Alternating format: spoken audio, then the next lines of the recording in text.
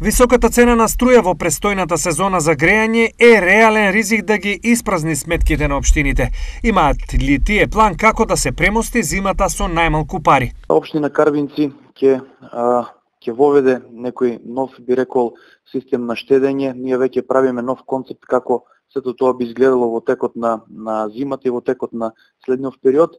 Имено овие зголемени сметки за струја имплицираат нормално поголеми трошоци во буџетот, така да еве со онаа конкретна верзија која што ќе ја изработиме во текот на следниот период, се надевам дека ќе заштедиме и порационално ќе ја поминеме зимата.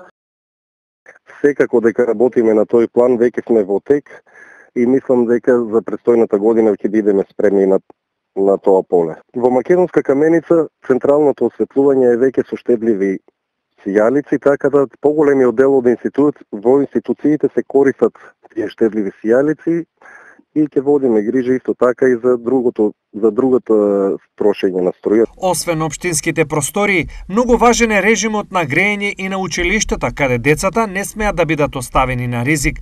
Како да се заштеди и тук? Сите институции под локална самоуправа, вклучувајќи ги и училиштата, според мене лично, треба да се насочат на рационално користење на електричната енергија, затоа што ова е еден од поголемите трошоци кои што ги имаме на месечно ниво, но дефинитивно има други основи за штедење, не само електричната енергија, многу трошоци кои што треба да се скратат.